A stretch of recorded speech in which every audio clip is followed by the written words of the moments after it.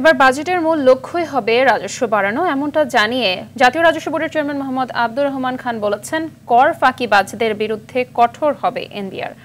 রাজধানীর শেরেবাংলা নগরে 2025-26 সালের প্রাক বাজেট আলোচনা সভায় এসব কথা বলেন এনবিআর চেয়ারম্যান। তিনি বলেন, ব্যবসায়ীদের দেয়া সব প্রস্তাবই পর্যালোচনা করা হবে। করের আওতা বাড়ানোর বিষয়ে এনবিআর আরও তৎপর হবে বলেও জানান জাতীয় রাজস্ব বোর্ডের চেয়ারম্যান।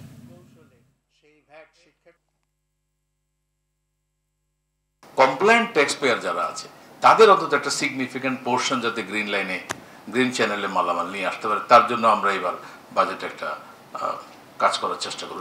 আমাদের এবারের বাজেটের মূল বিষয়টাই হচ্ছে আমাদের রেভিনিউ কালেকশন বাড়াতে হবে এবং আমাদের ব্যবসায়ীদের তাদের যে বিজনেস করার পরিবেশ সেটাকে যতটা সম্ভব সহজ করে দেওয়া, তাদের পথে যত বাধা আছে এগুলো দূর করে দেওয়া।